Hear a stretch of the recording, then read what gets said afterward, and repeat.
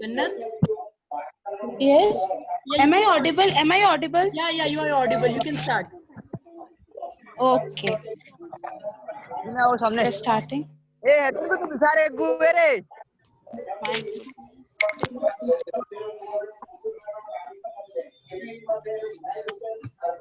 Please mute yourself, Mr. Islam.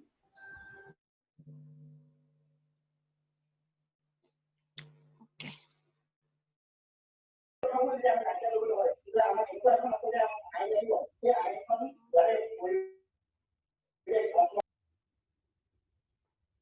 Hello, am I audible? To me, yes. Yeah. Jannat, you can proceed. Okay, sir. Okay. Assalamu alaikum wa rahmatullahi wa barakatuh. I wish a very heartfelt good evening to everyone. I, Janatara Mazumdar, am a student of 12th standard speaking on behalf of Uran Research Foundation in the presence of our honorable guest, Sir Mani Mugdha Sharma. It's no less than a huge privilege to express my thoughts here. First of all, I would like to utter a few words about Uran, which is an NGO working primarily in the field of education, run by the active students of central universities, IITs, etc.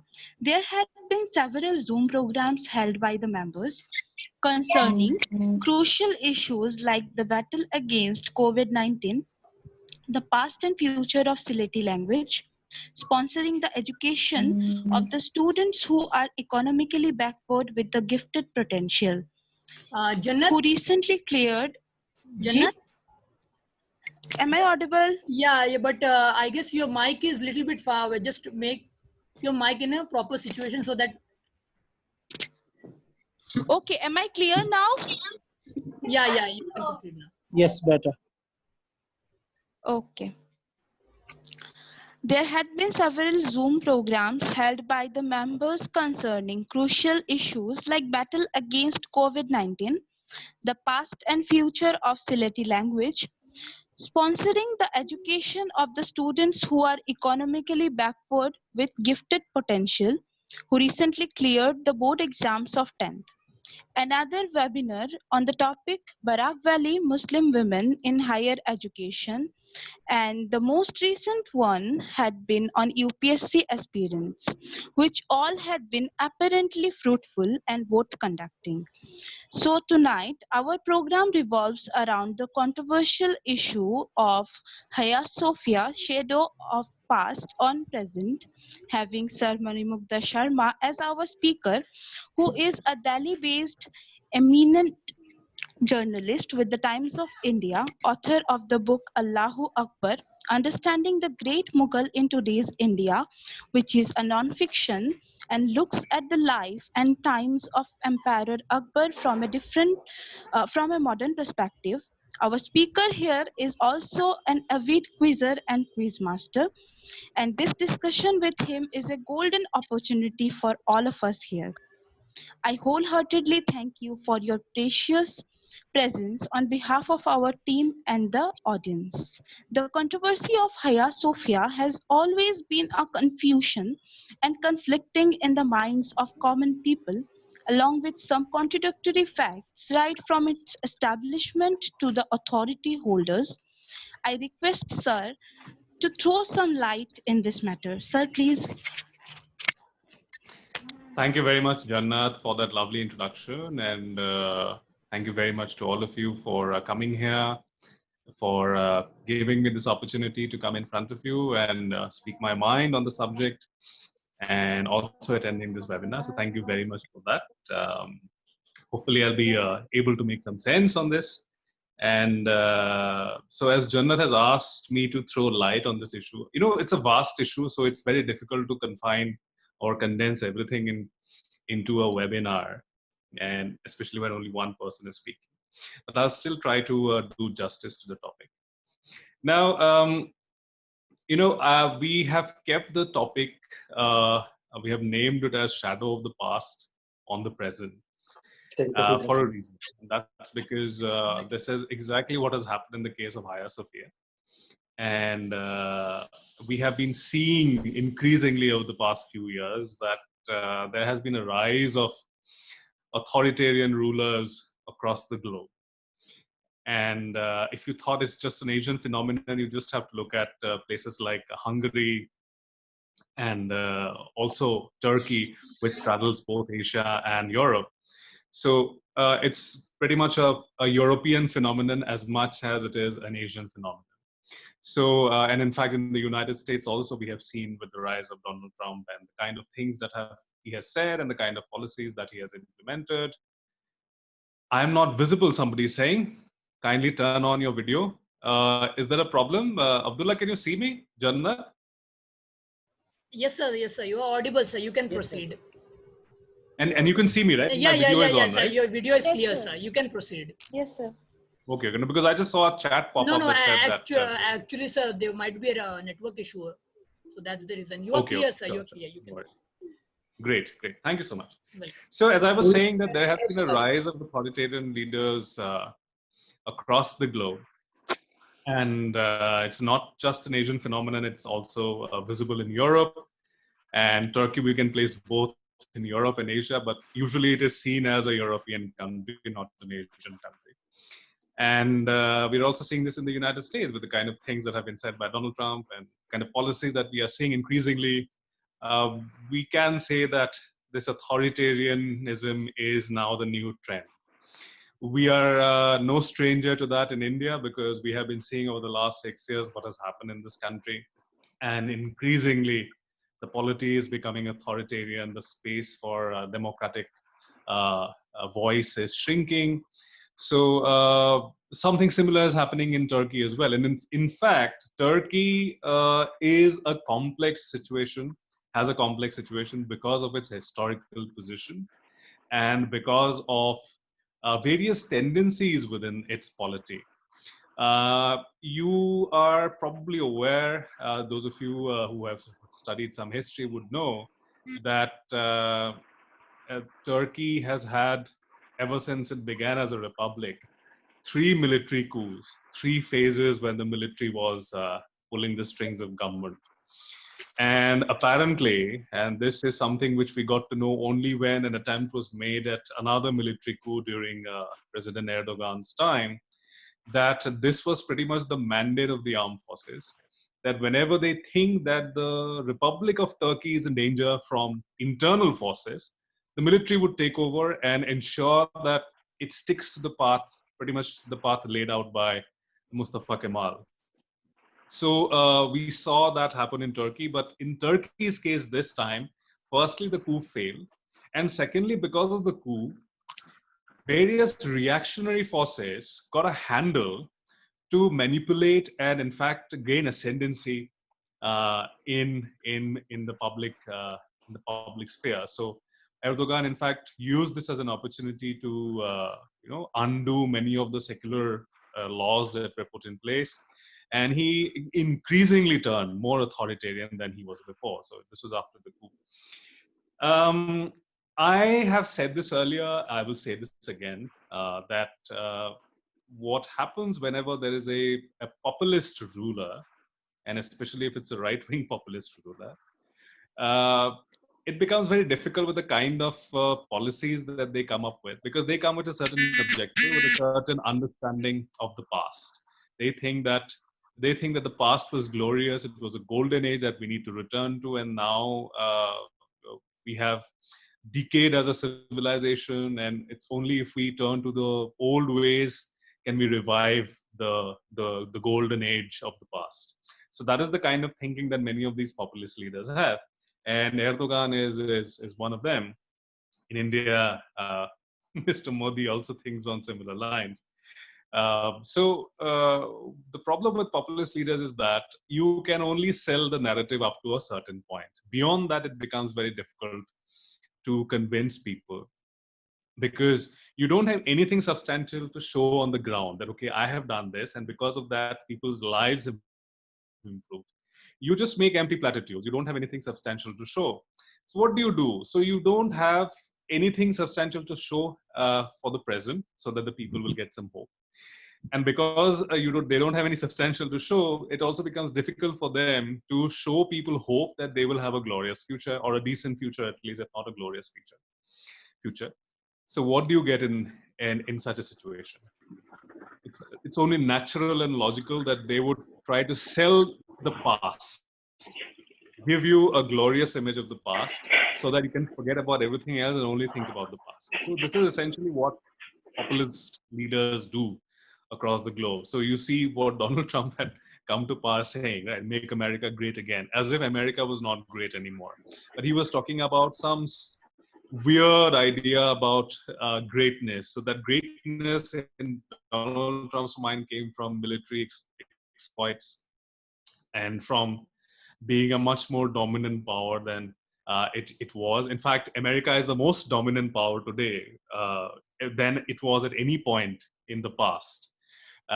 Because the world used to be bipolar until 1991, and now it is a unipolar world with the United States being the most dominant power. So that way, this claim is quite hollow that you are going to make America great again. America has been the greatest, when it comes to power, political as well as military power.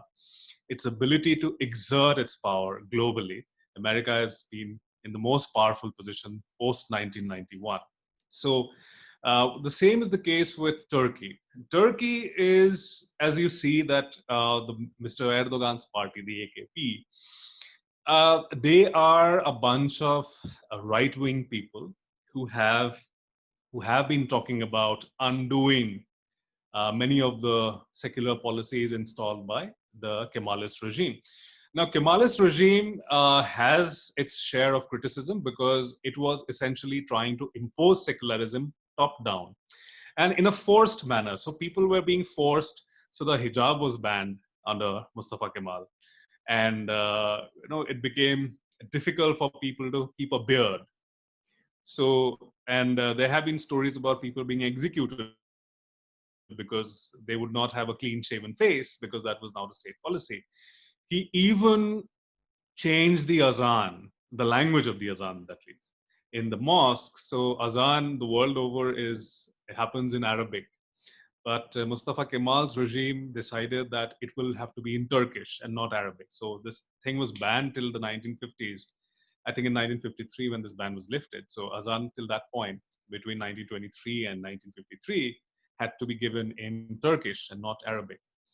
And the most devastating thing that the Kemalist regime did was to stop the use of the Persian Arabic script, the Perso-Arabic script, for writing the Turkish language. So after that, increasingly, and today we have a generation of Turks who can't read their own scriptures because they have never learned the language, they have never learned the script.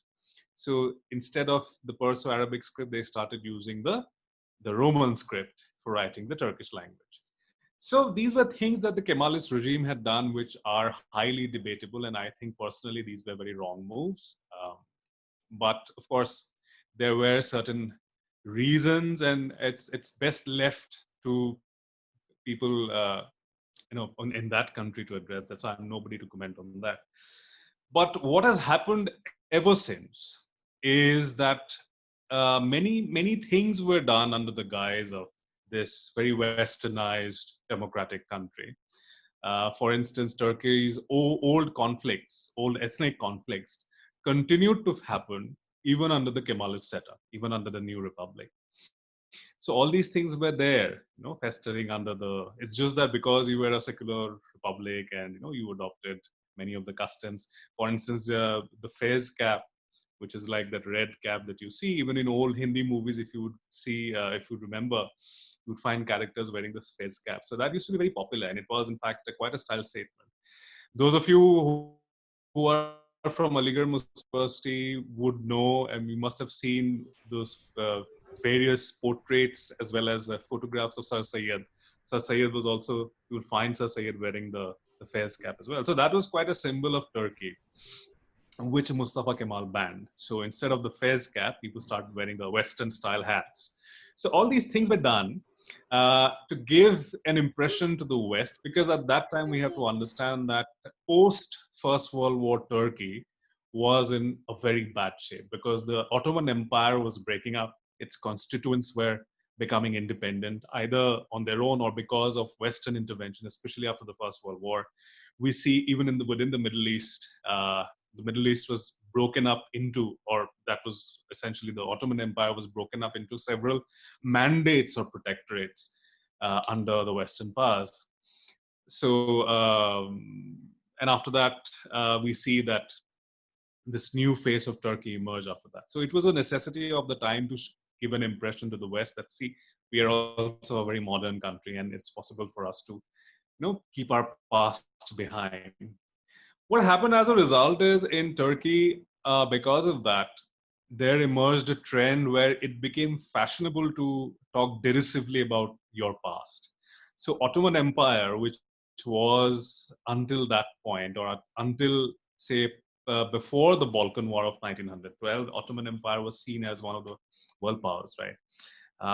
But after that, and especially after the Armenian genocide, it became increasingly difficult to portray a good picture of Turkey.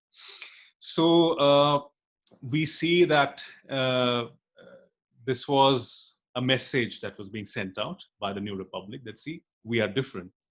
And because of this, many of these new intellectuals that the new intelligentsia that emerged from that decided to discredit the Ottoman Empire, the Ottoman rule. So it became very difficult to see anything positive, anything objective written about the Ottoman Empire or the Ottoman system in the Kemalist regime. And even today, if you would find, if you would see the intellectual debates that happen in the Turkish intellectual sphere, you would find that people don't like to talk about, at least the people who are seen as liberals and left-leaning, they don't like to talk about, to talk good things about the Ottoman Empire. Because of this, and the right wing, which was suppressed for a very long time under the Kemalist system, started asserting its authority. And it was doing it every now and then. In the 1960s, we see that there was a phase when in 1960s, I think, the first of the military coups happened. Then again in the 70s, then again in the 80s. So we have seen these phases when the right-wing voices became more pronounced. And with the coming of Mr. Erdogan's party to power, and they have been in power for a good deal, 15 years, I think more than that now. So these 15 years have been actually very critical for the Republic, because there is increasingly a tendency to go back to the past, to undo many of the things that the Kemalist Republic did, and in order to present a glorious image of Turkey's past. So Hagia Sophia is just the most visible instrument of Mr. Erdogan's new policy. So there's no reason why somebody said something. No, sir, you can carry on. Okay. Okay, that must have been an echo. So we see that there is this increasing tendency. So this is just the most visible instrument of the assertion of a very conservative outlook. So I remember one of the articles when this whole the court verdict came, somebody who was a homemaker in Turkey, she was quoted by one of the foreign newspapers. I think it was the Australian Broadcasting Corporation and probably the New Zealand official state media, where she said that, it's a great step. There's absolutely no reason why Turkey should remain a secular republic. So there's no need. So these are the conservative voices who think that whatever problems Turkey has suffered, whatever its position has eroded, they think internationally, and that's only because of Turkey being a secular republic. So, and we see this similar trend even in India, right? So every time there is something, we see that the right-wing voices, especially the people aligned to the ruling party, they attack seculars and liberals and lefties. And secularism in today's India has become a bad word. So even though it's enshrined in the preamble of the constitution, but even then it's seen as a bad word. So we see this, not to that extent at least, but we do see this in Turkey as well increasingly. So Hagia Sophia, to give you a gist of whatever, sorry, I'm giving you a very long-winded answer, but Hagia Sophia is a move that harks back to the past. It's a way to show to the world that, see, we are no longer bothered about what you think about us. This is how we want the new republic to be like this. And because Hagia Sophia was like the biggest symbol of a compromise, where a religious building was converted into a secular building. From being a cathedral originally, being converted into a mosque in the 15th century, to being changed into a museum. Okay. Can you still see me? I just got a pop-up from Zoom saying that this meeting is no time limit. No, you can carry on. Okay, thank you. Sorry, I'm not very familiar with technology, so No, it's okay. whenever It's something okay. like this happens, yeah.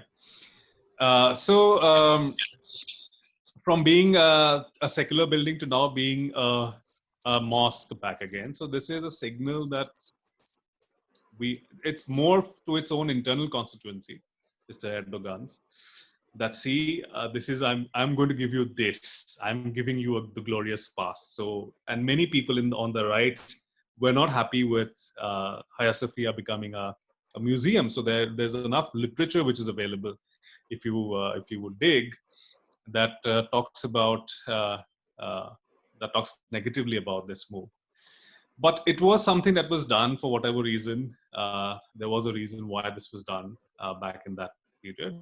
But now there was absolutely no need, I think, to do something like this. Because what has happened as a result is Turkey's relationship with Greece and Russia have always been very strained, especially after this whole ISIS problem emerged and the involvement of Russia in the Syrian civil war, and with the involvement of Russia and Turkey at the same time.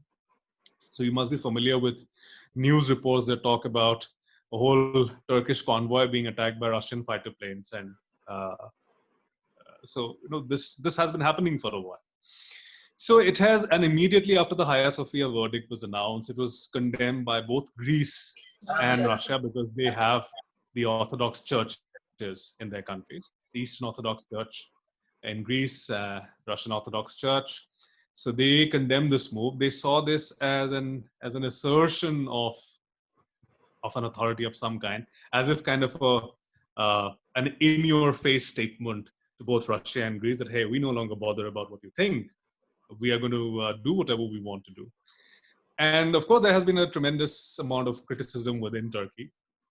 But I think this would be a slightly long-winded answer to your question. So I'm willing to take more questions on this, Jannat, if you can just go ahead.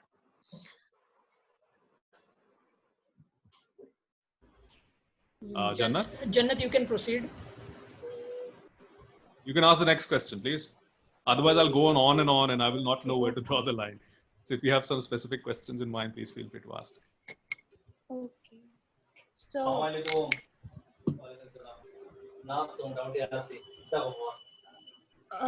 please sorry. unmute yourself. Yeah. You can carry on. Jannat. Okay, thank you so much, sir, for enlightening us with this knowledge. We will have our question and answer session now, Q&A session. The viewers who are willing to ask anything relevant to this topic, there is an option of raising hand. Due to the time limit, we will be giving preference to the first comers only. So please, you can ask questions either by raising that raising hand option, or Jannat, you can just put the questions. Yeah, Jannat Abu MD Hujaifa is having some question. He's raising his hand. Yeah, brother, you can. Okay. Sir, I want to ask my question. Yes, sir. Please go ahead. Also, if you sir, think that because Shahidul told me that some of you may be more familiar with Hindi, so he asked me to keep it both Hindi and English. Yeah. So if you would want me to speak in Hindi, yeah. If you would want me to speak in Hindi, please let me know. Whatever suits you. I have no problem in speaking English, sir. Sir, what is the importance of dollar in today's world? And America do sanctions on many countries, sir. Can you say more about what is sanctions? And how sanctions impact another country? So you're asking me two things. You're asking how important dollar is, and what do we make of American sanctions? That's what you're asking me, Yes. right? And why Okay. America applies sanctions to all other countries, especially Iran? Okay, so that's an interesting question. I was not anticipating that.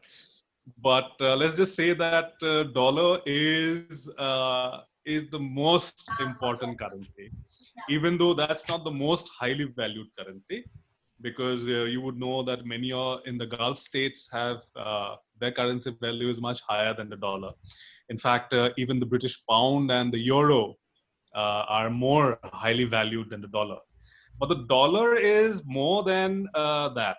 No, it is also a symbol of assertion because dollar exchange is the most preferred. Sir, we cannot hear your voice. Somebody speaking. No, Yeah, I just saw it's that. okay. It's okay. You can carry on. Actually, sometimes some of them are new joining, so they forgot to unmute the mic. So Okay. disturbs. No, it Yeah. happens all the time. Yeah, It's yes, okay. sir, We you can can do carry on. with that. Yeah. So see, the dollar is a very important statement of assertion of American soft power. Okay. And not just soft power, it's also real power, because most of the international exchange happens through the dollar.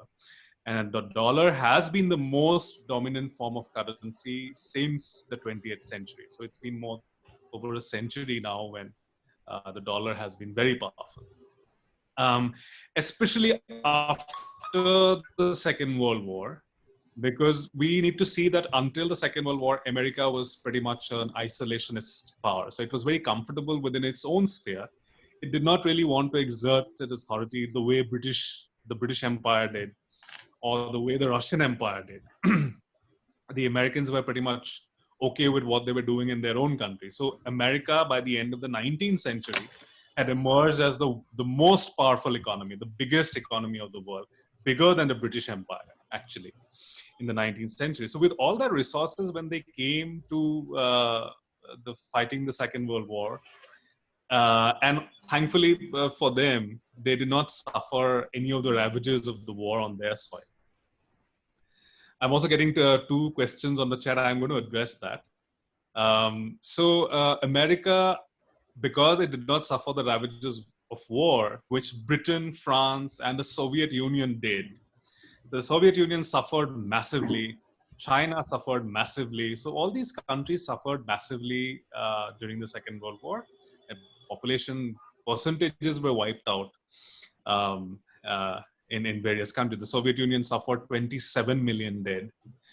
And so the Americans did not suffer much on their own soil, right? So they had some 600,000 casualties that they suffered in the war as compared to 27 million by the Soviet Union. So they were already a very powerful economy, the world's biggest economy. So after 1945, when that was a period of structural reforms in various parts of the globe, it became important. It became easy for the United States to assert its authority, even though you had the Soviet Union come up as the rival power. But America had, because of its sheer economic might, was able to assert or exert its influence across the world, because it financed restructuring in many of these countries. So it gave huge amounts of money to countries like West Germany, which was trying to come up after the war, and also other countries in Europe. France, Britain, Sir. all of these countries received loans from the United States. Sir, I have a question, sir. Hello, Huh? sir. Can you hear me? I have a question. No, I got your question. I'm answering that only. So Yes, sir. If you know about, sir, if you know about Nord Stream 2, the project that Germany was taking oils and natural gas from Russia, then America sanctioned it. So why they're sanctioning it, sir? And why they're using it? Because they don't want. See, they have forced India not to buy oil from Iran, right? Okay. Yes, sir. Right. And yes, Gazprom is like the biggest Russian energy company, which is like Gazprom. Russia's. Russia's huge, Russia is a huge country, but its economy is not very big, as big as the country is. So, and does not have many avenues. So, oil and gas, energy, is one of the big financiers of the Russian state. So, Gazprom is like the biggest oil company. And Vladimir Putin, we can say that he's running an oligarchy. So Russia, and because of that, through oil, by buying oil or by selling its oil to different countries, it tries to exert its own influence, which the Americans hate. America would not want another resurgent in Russia. It had a terrible experience in fighting the Cold War. It was lucky in many ways that the Soviet Union disintegrated on its own because of its own internal contradictions. It's not because America did anything. The Americans did not win the Cold War because they had something to do with that. It's because the Soviet Union disintegrated on its own. American power is dependent on its economic assets. It's dependent on other countries being dependent on it for military protection, for funding for various projects, all of that. Why do you think so? So America is the only country that has sent equipment, military hardware to both India and Pakistan, right? So these are countries which have been at war or have had terrible relations for ages. And yet America is the only country that has supplied weapons to both these countries. So America wants to continue to be a global power. It wants to have a monopoly on the use of force. So it will not let any other power challenge it. So now, because the Chinese have become are challenging that hegemony of the United States, which is why America is having these problems with the Chinese. Even though the Chinese and Americans were allies in the 1960s and 70s, even up till the 1980s, because China was being used by the United States as a bulwark against the Soviet Union. Now India is playing that role against the rise of China. So that's what the Americans have been doing. So you have to understand that. That's precisely the reason why. So they want to continue having this hegemony. They want to be able to exert their influence all over the world. Not just soft power, but real hard power. Soft power is your Hollywood and all your Pepsi and Fanta and all of that. That's the soft power, the cultural power. The real hard power is the ability to send or launch assaults and invasions, use force globally, which is why there's so many fleets across the world. The United States Navy is the only blue water navy in the world. So it's like that. So I suppose that would be a very general answer to your question, but I was expecting more on the Hagia Sophia. So two questions were asked. One was by Zakir Hussain and one was from our brother Khalikur Chaudhary. So okay, could you just repeat sir, those questions for me? I'm narrating the question. Khalikur Chaudhary has said that glad to connect with you. I have one question. Do you think converting Hagia Sophia to a mosque is a political stunt to make common people happy to cover up on a failure of current government on various sectors? Thank you, sir, having with us today. This question was asked by Khalikur Chaudhary. Okay, Khalilur Chaudhary, thank you very much for asking that question. See, it is more, it addresses the internal constituency, the Mr. Erdogan's constituency. Yes, that is true. And that's why he has received opposition from rival parties as well as intellectuals within Turkey, as well as people who are not living in Turkey anymore. People like Orhan Pamuk, for instance, who said that we are no longer secular, and he was mocked and insulted by the Turkish Home Minister as a result of that. Like I said, populist leaders will always give you a glorious past, because that's the only thing that they can give you. They can't give you a good present. They can't give you a good future, because you have to work. Nation building is not an easy thing. You have to take everyone along, and it's not an easy thing to keep people happy and to do actual hard work on the ground. So most leaders, especially the populist types, they like to talk big and do nothing on the ground, or they want to amplify whatever little that they do or that they achieve. They amplify it, many times to give an impression that, okay, we are doing tremendous work. And the press also plays a role in that. In Turkey, we have seen increasingly the press has been stifled and muzzled. Independent press, it's becoming very difficult for the press to function in Turkey because so many journalists have been jailed on accusations of being party to the military coup attempt. And I think Turkey is leading all the countries in the world in terms of jailing intellectuals, dissidents, journalists, and professors. So about 30,000 people have been jailed by Erdogan's government uh, for just questioning his regime or critiquing his regime.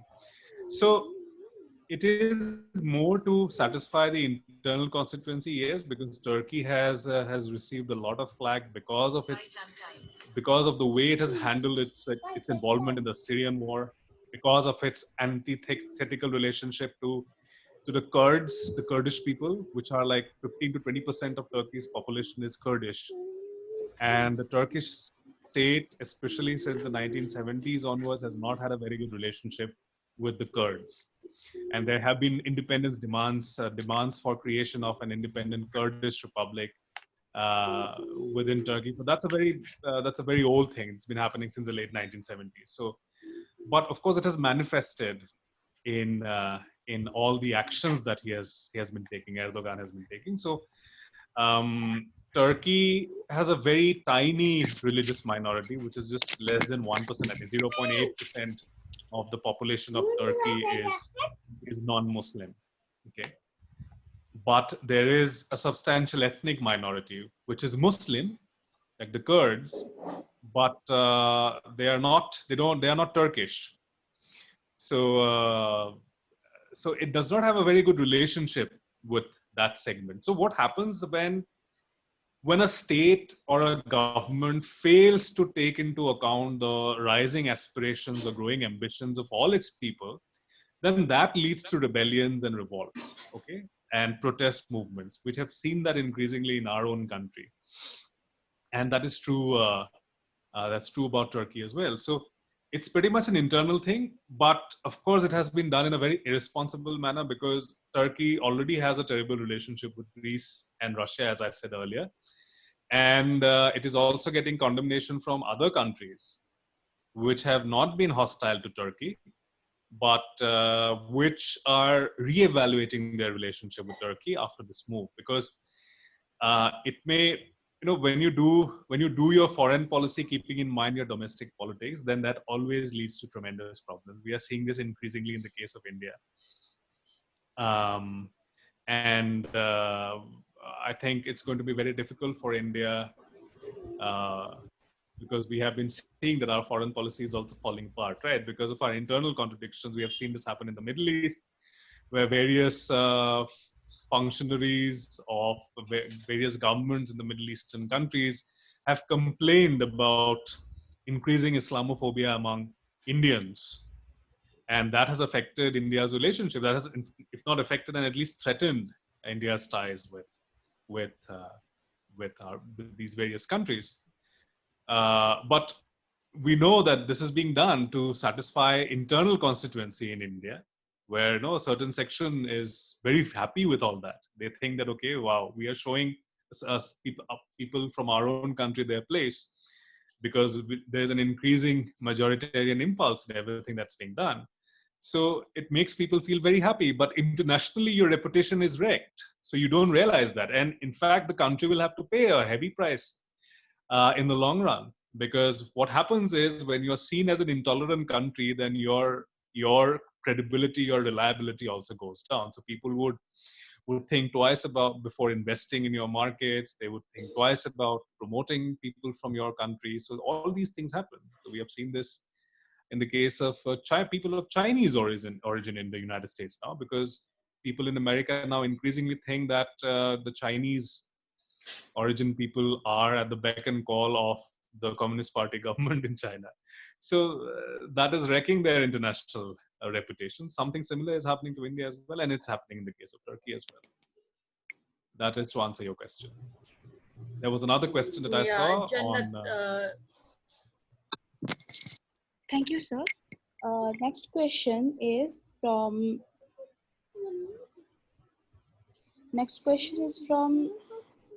Zakir Mazumdar, which is, sir, do you think it's just a phase, or how you see Haya as a museum? This is a question. How do you see Hagia Sophia as? A museum, as a museum. Okay.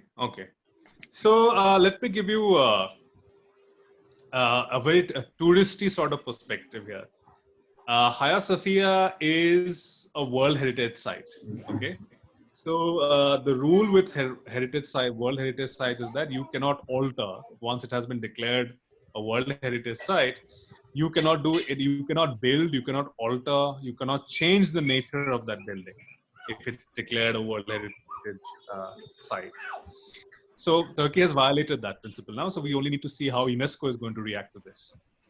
But until this move, Hagia Sophia was the highest visited place in Turkey.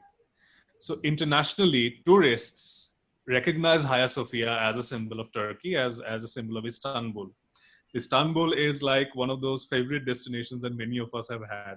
There have been many. I have not been there, unfortunately, but many of my colleagues have been there. So they all talk about. So whenever they go to Turkey, or if there's a call to visit Istanbul, so they tend to take 4-5 days off, and then they say, "Look, we're going to explore the city," because Istanbul is like, there's so much mystique, there's so much romance associated with Istanbul, and not just now, but even during Roman times, when it used to be Constantinople. So it used to be, you could say, pearl of the Orient, like one of the best cities, the most well-known cities of the world. So it was the highest visited monument in Turkey.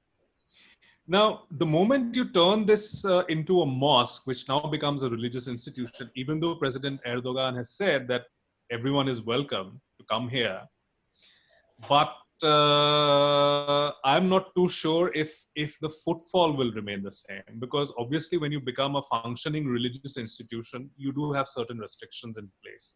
Like, for instance, on Fridays, on Jummah, when there'll be mass prayer, and we have seen when the first Jummah happened, people were praying not just inside the mosque, but outside on the streets as well, the last Friday.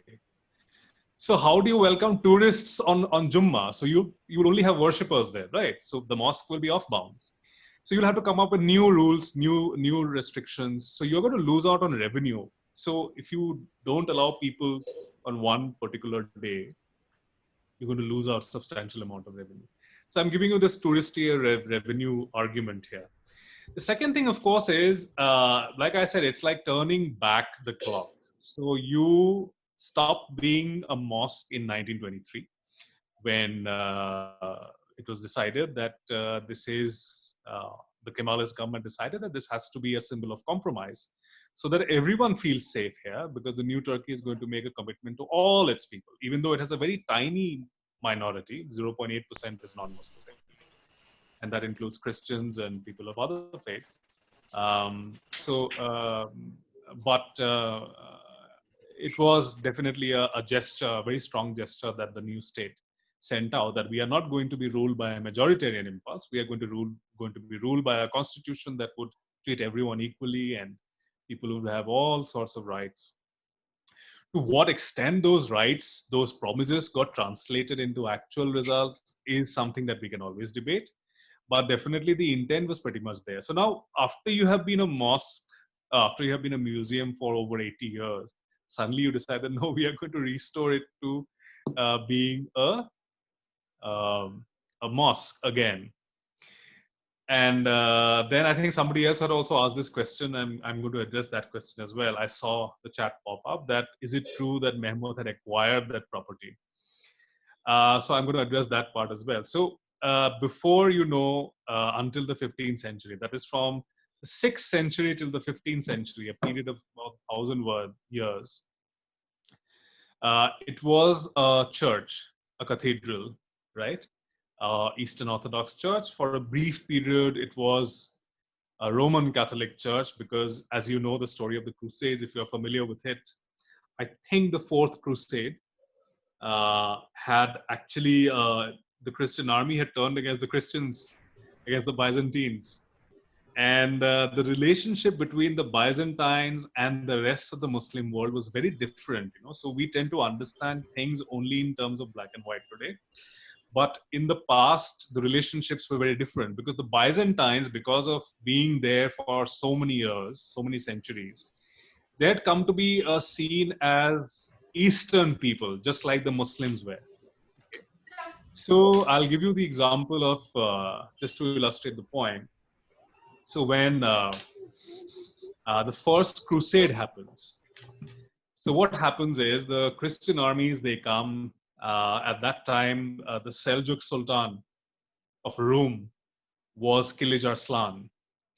And Kilij Arslan was like the first real resistance that the Christians never expected, that this is going to be, they are going to get this kind of a reaction from the Muslims when they invaded. But Kilij Arslan, when he was away from his capital, the Christians took over the city, captured the royal family, his wife, and his children. And but what they did, the Crusaders, they sent them to Constantinople, to the Byzantines, okay? And the Byzantine king, because he had a friendly relationship with Kilij Arslan, and because they were all the Eastern people, right? So he returned his wife and children, with all due respect, to Kilij Arslan. And the Crusaders found that blasphemous. They said, we captured the Sultan's women and children. Why have you returned it? And he said, so that's the kind of feeling that they had. So by the time the Fourth Crusades happened, the Christian armies from Europe had actually turned against the Byzantine Christians. So Constantinople was occupied, Hagia Sophia was desecrated. At that time, it was converted into a Roman Catholic church, until, of course, 60 years later, the Byzantines managed to take it back. So this is the history of that. Now, when it was restored as an Eastern Orthodox church, it remained so till 1453, when Mehmed II, Ottoman Sultan, who is also known as the Fatih, because he was the conqueror of Istanbul or Constantinople. So he conquers his Constantinople, and it's a very bloody conquest, right? So many people were killed, and for 3 days the Sultan did not enter the city after it was conquered. He let his troops loot and plunder and pillage the place. On the third day, after 3 days, on the fourth day, he went to the city and went to Hagia Sophia. And once he went there, by the time the church had already been desecrated, many of the holy relics had been taken out and burnt or destroyed, and the murals had been defaced. And when Sultan goes inside, he says that this will now be a mosque. Now, once that wish has been expressed, what do you expect the defeated people to do? So it would have been really foolish on their part to say, no, Sultan, you can't do it. This is a church. So to save their necks, obviously they would do whatever the Sultan would ask them to do. So, and I think this I have heard from someone, that it's a rule among Muslims that if you are getting a building which is a non-Muslim building and you're converting it into a mosque or a Muslim or religious building, then it has to be purchased. So that cover has to be created. Right? So otherwise it's illegal. So the cover of a purchase was created. So officially a document, there has been a document which has been floating around. I don't think it's fake, but it just says that, you know, the Sultan has acquired it. But that has been used by people by taking it out of context. And you have to imagine that, you know, you have a huge invading army which is in your city. Your people are being killed. Your king is dead. And your survival depends on the mercy of this new power which is taken over. What do? You'll obviously go along with whatever the Sultan would ask you to do. So this is what exactly happened. So I want to buy your land because I'm now the new ruler. Okay, sir, feel free. I'm willing to sign any document that you give me. This is what exactly happened in that case. So it was taken over by force. There's no doubt about that. And it was a political statement that he wanted to make, that because there have been so many attempts at taking Constantinople over the ages. And Mehmed II's father had also tried unsuccessfully to win over Constantinople. But this was like the great victory, right? And people have also said that there is apparently a hadith that talks about Constantinople being conquered. I'm not too sure about that, but I've heard that at least. So people wanted to prove that, okay, see, we have fulfilled the prophecy, and this is a statement, and now we are the new rulers, and we control this city, and you have to recognize us, because at that time Venice was a power, a naval power in that region, the Mediterranean, and the Ottoman fleet always fought with the Venetian fleet, and this fight was extended all the way to the Indian Ocean as well.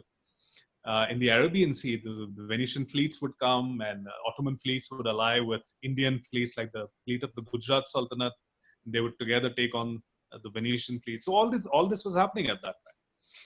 So it was a symbol.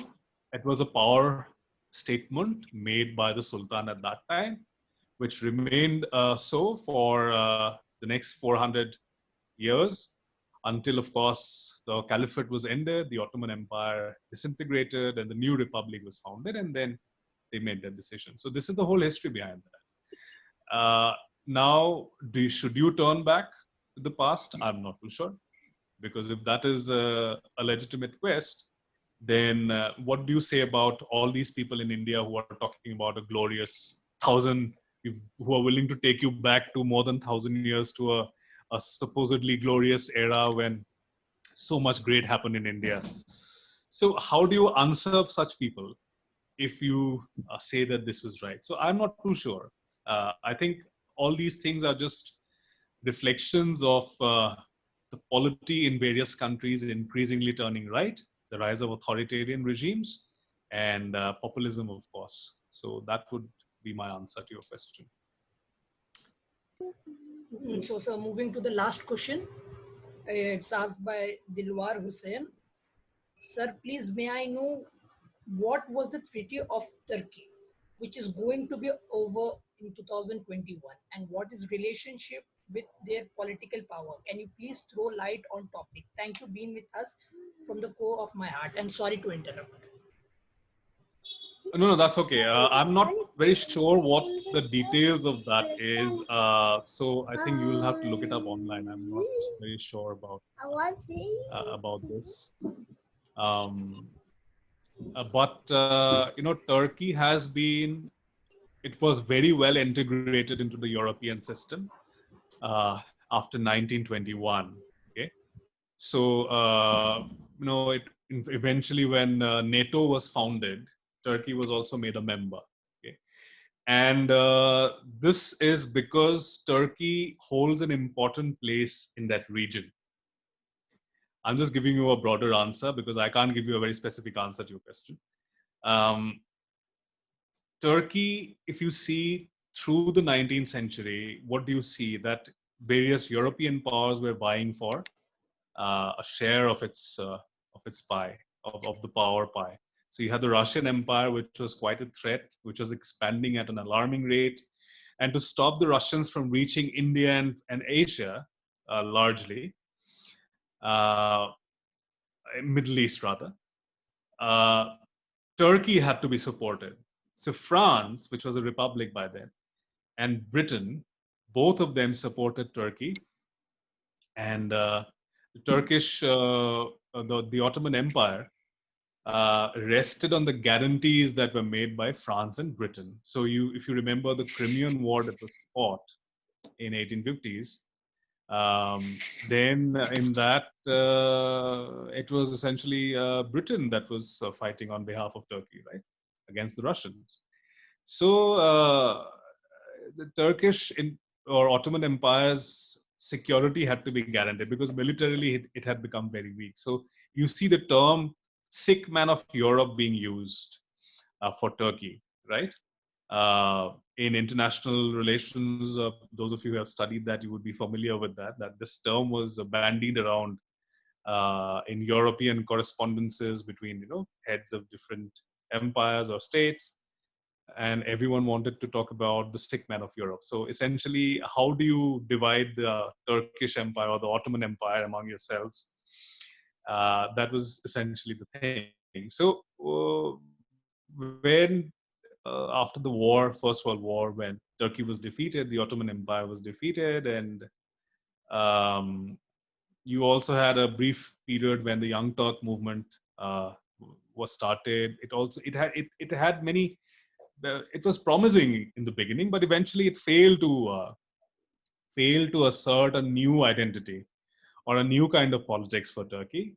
It aimed at certain kind of modernization. It managed to get certain guarantees, but essentially it really wanted to retain the Ottoman structures, which resulted in the Kemalist takeover in the 1920s, and the whole caliphate was abolished. You know that very well.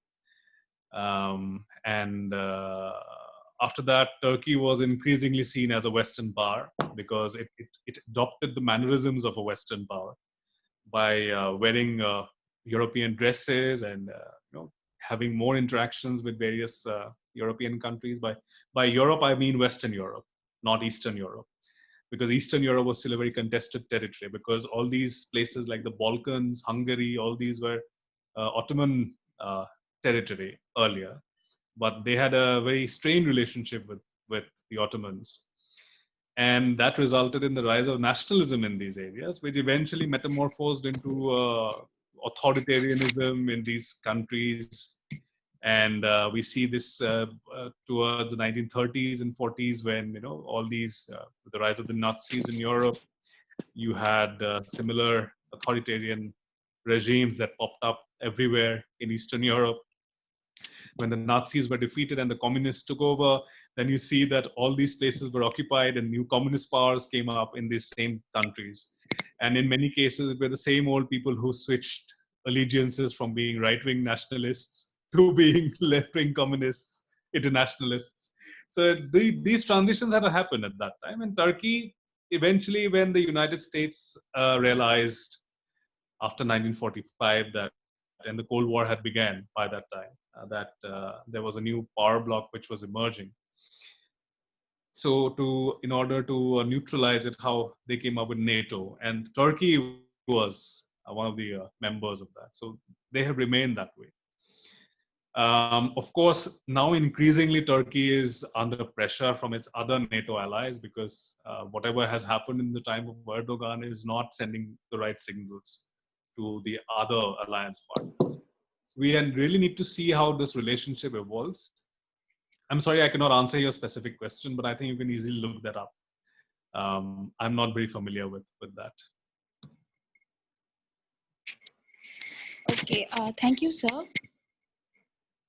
The Q&A session is over, and the remaining questions we will forward to sir and let you know all about it. Okay. I, on behalf of Uran Research Foundation, let me call it Fraternity of Facts here together, and on my own behalf extend a very hearty vote of thanks to our honorable speaker for gracing your important work and sharing with us your findings and opinions today. Well, ladies and gentlemen, an event like this cannot happen overnight. The wheels start rolling weeks ago. It requires planning and a bird's eye for the accumulation of details. We have been fortunate enough to be backed by a team of very motivated and dedicated members and founders of Uran Research Foundation, Brother Shahidul, Brother Jakir, and others who know their job and are result oriented. Today's session has come to an end. Keep supporting us and we will come up with something better next time. Stay connected with our social media handles and for more updates. Assalamu alaikum, everyone. Thank you very much. It was a pleasure being on your program. I hope I could give satisfactory answers to your questions. But if there's anything else, please always feel free to connect with me offline. Thank you so much, sir. I'm Thank you so always much. willing to answer questions. Thank you, Thank you sir. very much. Thank you so much for your Thank time. you.